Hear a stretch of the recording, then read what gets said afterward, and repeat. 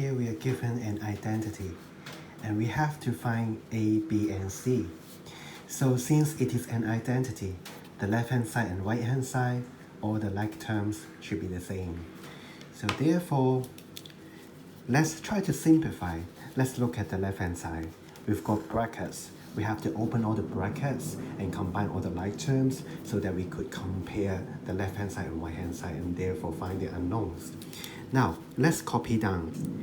The left hand side, 7 minus, open bracket, ax minus 3 times the other bracket, 5x minus 4. And we know that it is identical to the other side. We have, first of all, 20x to the power of 2 plus bx and then minus c. This is the most difficult part. We have to open these two brackets. Now we are going to do an operation here. Open these two brackets. So therefore outside, let's put a bracket to protect this area. Now I would like to write 7 and then minus a bracket.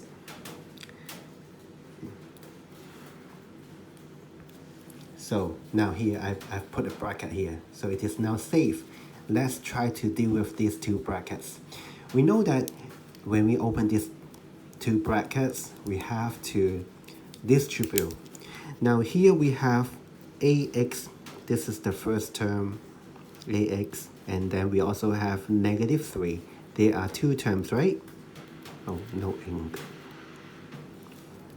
So we know that we have to give the ax to everyone inside the second bracket. First of all, ax times 5x. A times 5 becomes 5a. X times x becomes x to the power of 2. Alright, so this is the product. And then we also need to give the ax to the other guy, negative 4. Negative 4, so 5x is the first term. Negative 4 is the other term. We also need to give the ax to negative 4. So a times negative 4 becomes negative 4a. Negative 4a. And don't forget that we still have the x. So it should be negative 4ax. Now, it's done. We have already given ax to these two guys. Now let's look at negative 3. Likewise, we need to give the negative 3 to these two guys. So first of all, negative 3 times 5x. Negative 3 times 5, negative 15. Negative 15x. And then negative 3 times negative 4. Negative times negative become positive. And 3 times 4 becomes 12. So it becomes positive 12. Alright, so we have already opened the two brackets. So this is the result. And it is equal to the other side. I'm not doing anything. So I just copy 20x to the power of 2 plus bx and then minus c. Okay? And then the next step, we are going to open this bracket as well. So since there's a negative sign, you could put it this way. Negative sign means negative 1. It is a number. It is negative 1. So when you open this bracket, you need to give the negative 1 to everyone. So negative 1 times 5ax to the power of 2 becomes negative 5ax to the power of 2. Negative 1 times negative 4ax, as you know that negative times negative become positive, so that we have positive 4ax. And negative 1 times negative 15x becomes positive 15x. Negative 1 times positive 12 becomes negative 12. This is how we open the negative bracket. The negative sign could be treated as a number, negative 1. So in the front, we still have the 7. Don't forget the 7. So it is equal to, identical to the other side. 20x to the power of 2 plus bx minus c. Alright? So all the brackets are now removed. And what we have to do next is to combine the like terms. So let's look at this side. We've got 1, 2, 3, 4, 4, five terms. Any like terms? Do you see any like terms? First of all, 7, positive 7, 7, and negative 12. Positive 7, negative 12 becomes negative 5. Okay? And then now look at the x. We have x to the power of 2. We've got only one term with x to the power of 2. So this term is alone. Just copy 5ax to the power of 2. And then what about x? We've got two terms with x. That means that we could combine them. Let's take out the x. Let's take out the x. So when you move the x out, we've got 4a left behind. And for this term, without x, we have positive 15. Okay, so we've just combined these two terms. These are the terms. This is the term with x. This is the term with x to the power of 2. This is the term without x. And it is identical to 20x to the power of 2 plus bx minus c. Okay? So, all the like terms are combined. And now we could use the identity, the property of identity to find the unknowns. Because since it is an identity, the left-hand side and right-hand side, all the like terms must be the same. That means the term with x to the power of 2, the term with x to the power of 2 should be the same. So that means negative 5a must be equal to 20. Okay? And then the term with x and the term with x must also be equal. That means 4a plus 15 must be equal to b, right? And then the term without x, negative 5 and negative c must also be the same. Negative 5 equals to negative c, right?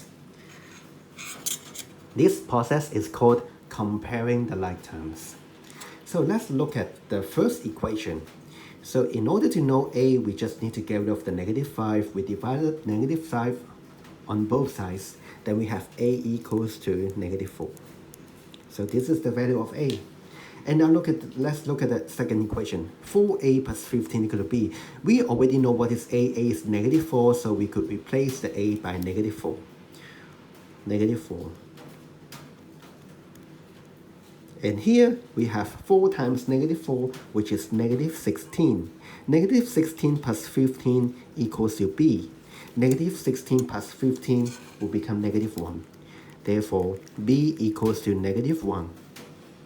And then finally, negative 5 equals to negative c. Then what does it mean? What is c then? We just need to cancel the negative sign on both sides, so that c equals to 5. Okay?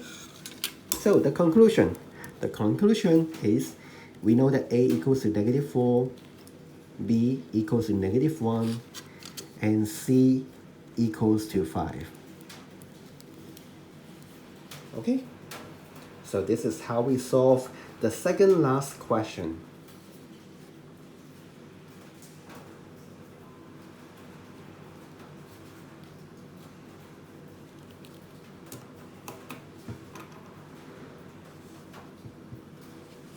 And now let's look at the last question.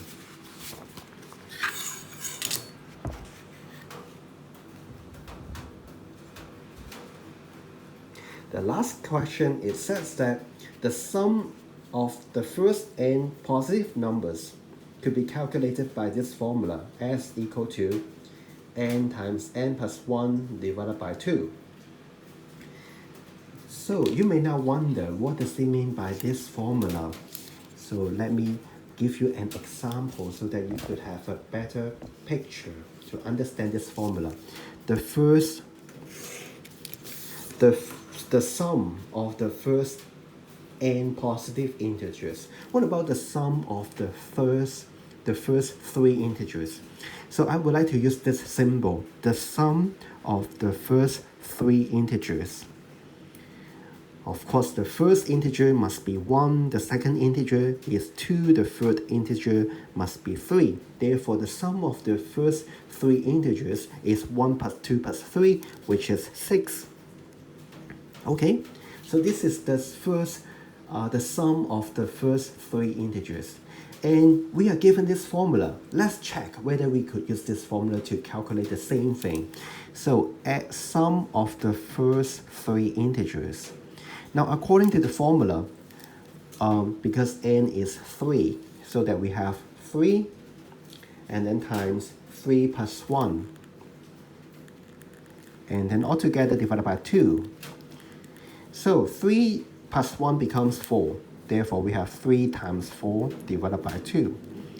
And therefore, we have 12 divided by 2, which is 6. Oh, what a coincidence. They are the same. So therefore, we could use this formula. Now, if I ask you to find the sum of the first 5 integers, so the traditional way is that you just need to add all these numbers up. The first 5 integers, they are 1 plus 2 plus 3 plus 4 plus 5. We know that we could use this formula. The formula is, first of all, 5, and then times 5 plus 1, and then divided by 2. So that 5 plus 1 is 6, and 5 times 6 becomes 30. 30 divided by 2 becomes 15. So that we could use this formula to help us to find the sum of the first n integers. Now let's go back to this question. First of all, the first part A, we have to find the sum of the first 20 positive integers. So that means that part A, actually what you have to find is find s of 20. You need to add from the first integer to the second integer and so on, up to the 20th integer, 20. We know that we do not need to actually add all these numbers up because it is very time consuming. We could use the formula. The formula is 20 times 20 plus 1 divided by 2. So that we have 20 times 20 plus 1 and then divided by 2. So that it becomes 20 times 21 divided by 2. So that it becomes 210. Okay?